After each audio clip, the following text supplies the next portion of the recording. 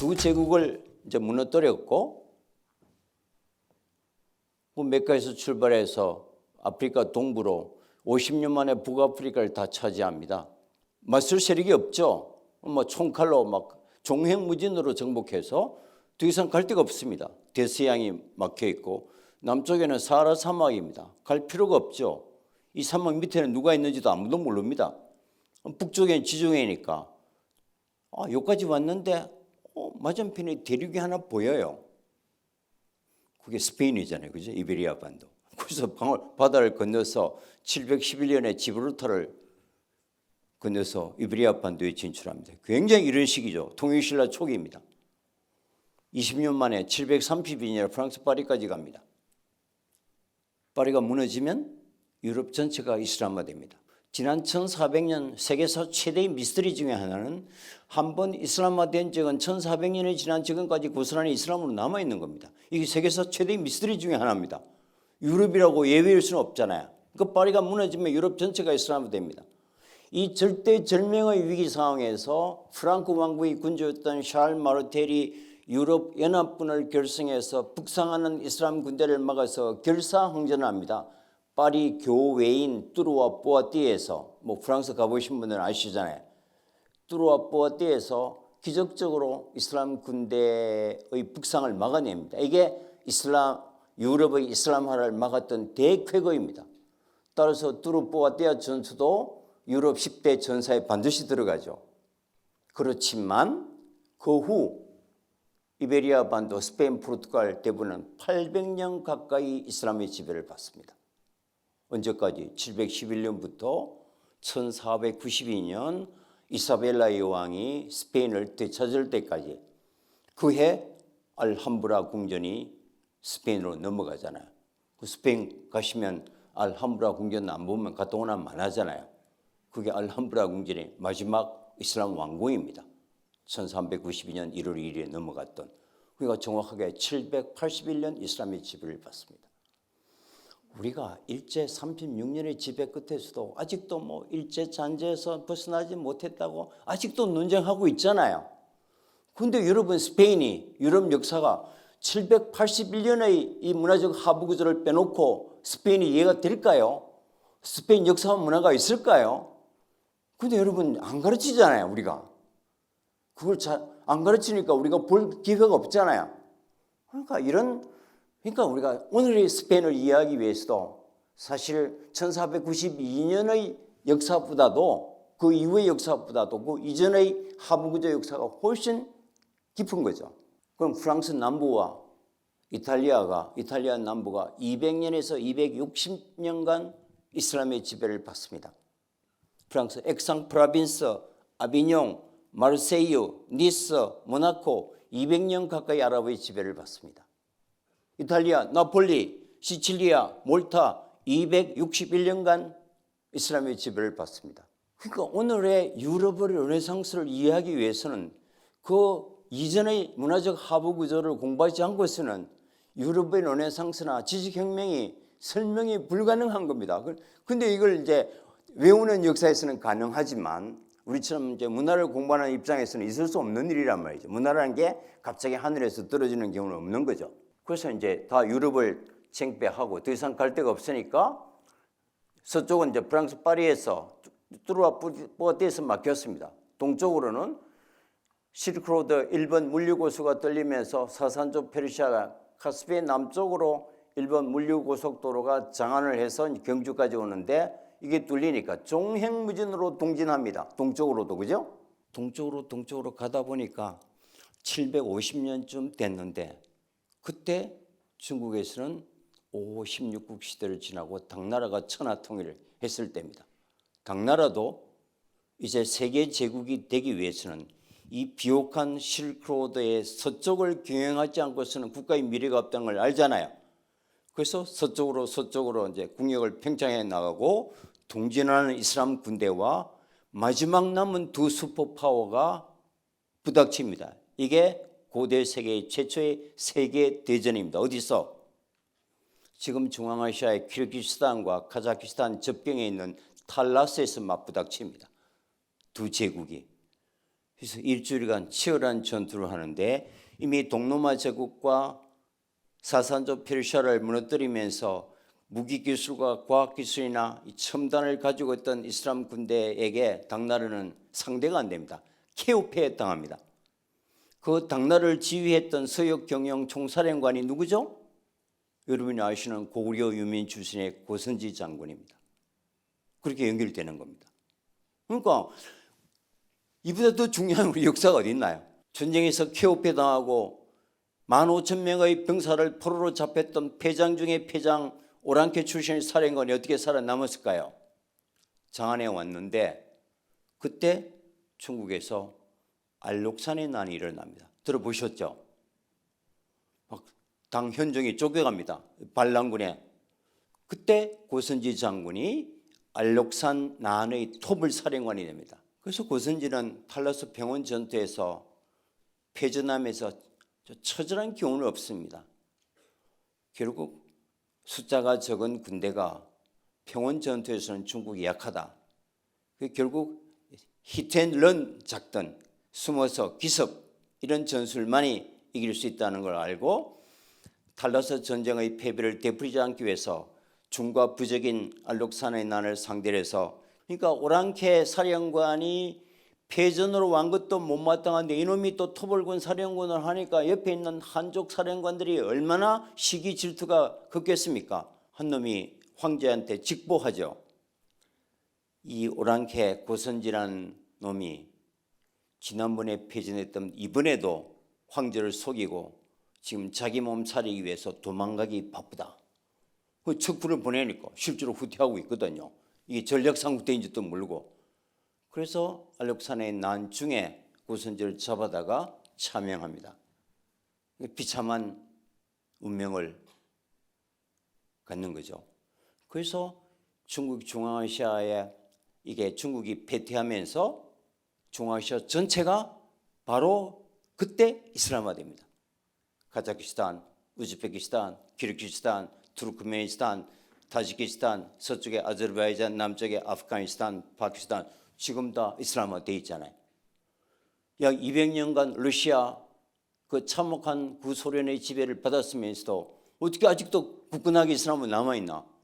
1300년의 깊은 뿌리가 있기 때문에 공산주의의 일부의 지배도 변하지 않을 정도로 옅은 역사적 뿌리가 있는 겁니다. 그러면 이제 우리가 중앙아시아가 왜 이렇게 전체가 몽골만 빼고는 다 이슬람은 남아있을까 이제 이해하게 됐잖아요. 스탄이라는 것은 이게 이슬람 용어로 페르시아 용어로 땅이라는 뜻입니다. 인류 문명은 랜드 문화권과 스탄 문화권이죠. 서양에서는 잉글랜드, 핀랜드, 네덜란드, 그 다음에 이제 이슬람권에서는 스탄이잖아요. 우즈베키스탄, 우즈베kin이 사는 땅, 아프가니스탄, 아프간인이 사는 땅. 그러니까 우리가 이제 스탄권과 랜드권으로 나뉘어져 있는 겁니다. 그래서 세계를 정패했을 때 이 중심, 그럼 무력으로만 있지. 그럼 문화라는 게 학문적, 과학적 기술이 축적돼야 되는 체계적으로. 그게 이제 바이틀 히크마입니다. 우리로 말하면 지혜의 집, The House of Wisdom. 어떤 분이 저걸 우리말로 번역을 해놨더라고요.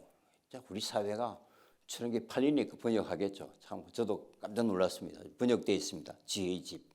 9세기 초면 통일신라 시기에 세계 최대의 학문 기구가 문을 엽니다. 바그다드에. 그런데 여기서 놀랍게도 신학을 가르치지 않습니다. 플라톤, 아리스토텔레스의 철학, 유클리드의 기하학, 프톨레미의 천체학, 아르키메데스 지리학, 갈렌의 의학 같은 최첨단 학문을 가르칩니다. 그리고 이제 페르시아가 바로 인도 북부를 점령하면서 인도가 가지고 있던 우수한 십진법, 제로, 수학적 개념도 받아들입니다. 이걸 아랍이 받아들여서 업그레이드해서 유럽에 전해주니까 유럽은 아랍으로부터 이 학문을 받아들이니까 우리가 쓰는 걸 숫자를 아라비아 숫자라고 그러잖아요. 그 숫자 아라비아에서는 안 씁니다. 그러니까 아랍으로 받아들였기 때문에 이제 유럽의 아라비아 숫자라고 쓰는 거잖아요. 그죠? 이제 그만큼 이제 큰 영향을 이제 받는 겁니다. 그래서 유럽의 르네상스가 일어나기 500년 전에 이미 10세기경에 우리가 아랍의 르네상스의 황금기를 맞이합니다. 이 황금기를 이끌었던 왕이 하룬 라시드입니다. 8세기, 9세기 초니까 굉장히 이런 시기, 신라 시기에 우리 세종 이슬람권의 세종대왕이라고 얘기합니다. 그때 천문도가 지금 남아 있습니다. 실물로 기계도 남아 있고 저 책이 남아 있습니다. 9세기면 800년경이잖아요. 갈릴레이가 16세기 사람입니다. 갈릴레이 16세기 갈릴레이가 지구는 둥글다고 얘기하면 목숨을 내놓아야 되는 시대적 상황을 살았잖아요. 그랬을 때 그보다도 700년 우주의 항성의 움직임과 빅뱅까지도 빅뱅의 초기 이론까지도 다 정리할 정도로 놀라운 학문적 바탕이 있었다. 뭐 이 정도 일상이면 근사하죠, 그죠? 뭐 여러분 이렇게 하루창을 하십니까? 멋있잖아요. 부럽죠. 네, 뭐 대충 감 잡으셨겠습니다만 오른쪽에 영어로 표현된 단어들이 다 이슬람 용어입니다. 대부분 아랍어고 한두 개 페르시아어 있습니다. 안 믿어지시죠? 이미 이 문명은 우리의 일상적인 삶 속에 깊숙이 들어와서 함께 체화하고 살아가고 있습니다. 근데 굉장히 유러피안적이고 젊은 아이들 표현 모던 그러면 우리 손녀한테 여담에서 할아버지 모던이 아니고 마든이에요. 마든. 굉장히 마든하고 럭셔리해서 하잖아요. 근데 이슬람 문화와 유러피안 이슬람 문화가 굉장히 럭셔리해서 모던은 연결이 잘 안 되잖아요. 빨간 거 커피 지금도 뭐 마시고 계시잖아요. 커피라는 단어가 아랍어입니다. 그 자체가. 이걸 인류가 음료로 먹기 시작한 것도 아랍이고 이걸 카페 문화를 만들어서 유럽에 전해진 것도 이제 이스탄불을 중심으로 한 중동인데 커피야말로 우리는 유럽 문화 아이콘처럼 우리에 박혀 있잖아요. 지금 4차 산업혁명 AI라고 난립니다. 이제 우리 현금 가지고 밥도 못 사 먹잖아요. 특히 우리 세대들은 정말 힘들고 저희들처럼 인문학 하는 사람들은 정말 못 들어가겠습니다. 처음에 뭐 제페토 깔아가지고 한참 하니까 또 메타버스 깔아야 되고 메타버스 좀 나오니까 그 다음에 뭐 또 챗 GPT가 나와가지고 챗 GPT 4.0 나왔는데 요즘은 4.0보다 재민이가 훨씬 더 잘 나오고요. 그가 뭐 3개월 간 학생들 가르치니까 지금 성적 입력해도요. 옛날처럼 종이에 써서 하면은 못합니다. 그건 다 들어가서 배워가지고 그때 알파고가 이세돌이 바둑 이기면서 우리가 이제 AI의 중요성을 우리 전 국민이 인식하게 됐고 그때 알고리즘 모르는 사람이 없었습니다. 4차 산업혁명을 준비하는 기본적 원칙은 빅데이터고 빅데이터를 움직이는 이제 원칙이 알고리즘이잖아요. 여러분 알고리즘 피해를 다 보고 계시잖아요. 어디 한 군데 식당에 들어가면 막 그 다음부터 자기 침 있는 거 하면 서치하면 안 내버려 두잖아요.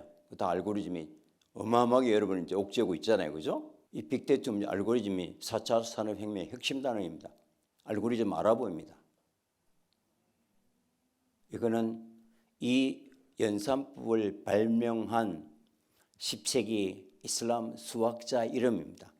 알고라즘이라는 분이 발명했다고 알고리즘이 됐습니다. 사람 이름이 학문 명칭이 됐습니다. 이분이 했던 또 다른 업적이 엘지브라 대수학 들어보셨죠? 같은 분의 업적입니다. 이미 1000년 전에 완벽한 법칙을 만들어 놨기 때문에 그걸 바탕으로 우리가 비로소 4차 산업혁명을 준비할 수 있는 겁니다. 그러니까 이 학문적 수준이 대충의 수준이 아니었다는 걸 우리가 하나의 단적인 예로도 이해할 수 있잖아요. 학문 명칭만 보겠습니다. 시간이 없으니까. 영어로 할게요. 천문학, astronomy, 화학, chemistry, astrology, 연금술, 알케미, 대수학, 엘지브라, 연산법, 알고리즘, 물리학, physics, philosophy 지금 얘기했던 게 그대로 알아봅니다. 현대 학문에서 이것 빼면 뭐 있나요? 이걸 암흑의 시대에 빠져있던 유럽에 전해줘서 유럽을 일깨워서 르네상스를 만들고 그것을 통해서 과학혁명을 이루고 이 이후에 우리는 유럽을 통해서 받아들였습니다. 그래서 유럽 문명의 서성이고 유럽 문명의 뿌리 역할을 했던 이슬람 과학과 문명에 대해서 우리가 들여다볼 기회도 없었고 가르쳐 주지도 않았던 거죠. 그러다가 갑자기 1970년, 80년대 중동 건설 붐이 일면서 108만 명이 다녀왔습니다. 중동에 우리 선배들이 20년 동안 다 기억하시죠? 위아부리하로. 그래서 건설이라는 키워드와 이제 중동을 만나게 됐습니다.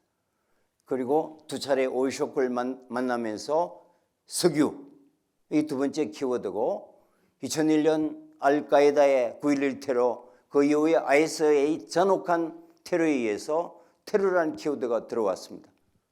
20세기 후반의 그 현상학적인 세 키워드, 건설, 석유, 테러라는 키워드를 통해서만 이제 우리가 바라볼 수밖에 없는, 이것도 뭐 끔찍한 현실이지만 그러다 보니까 그 지구촌 4분의 1의 그 거대한 문화권을 그 하부 구조나 역사나 우리와의 관계는 우리가 지금까지는 이제 우리가 먹고 살기 바빠가지고 틈이 없었죠.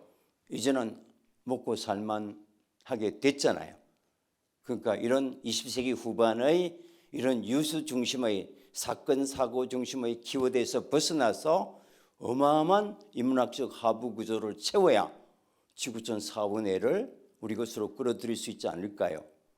세계 제국을 경영하는 여러 가지 특징들이 있는데요. 이 사람들이 이제 천년 제국을 경영했다고 그러면 이제 650년부터 한 1683년까지 1000년이 조금 넘습니다.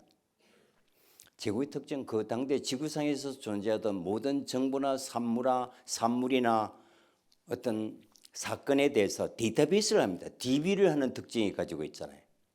그래서 200년 동안에 약 300만 권의 책을 필사했습니다. 이 사람, 그 아까 바이틀 히크만을 중심으로 그 300만 권의 책이 지금 고스란히 남아 있습니다.